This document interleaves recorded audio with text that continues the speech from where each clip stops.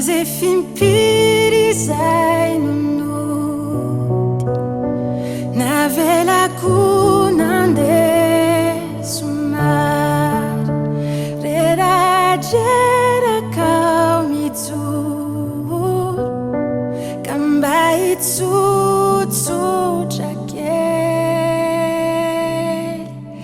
irao teo akatoko ny trano tsy ahenoko fanginana iadivako mbola eo anelantsika roa.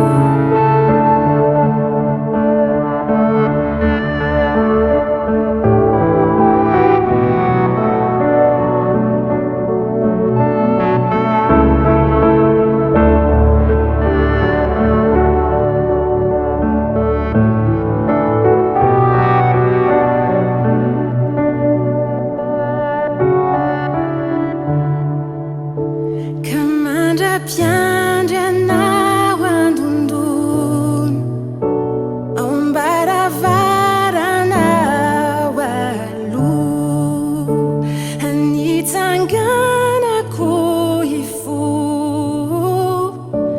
andeha hamoanao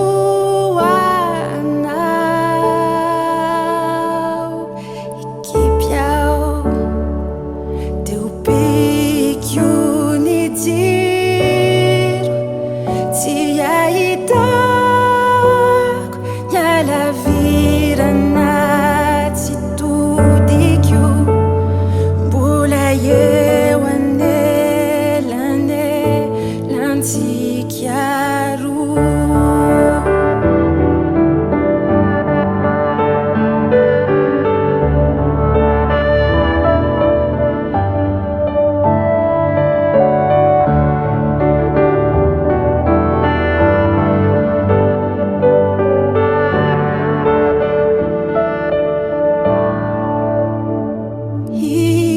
Piao teu picchioni ti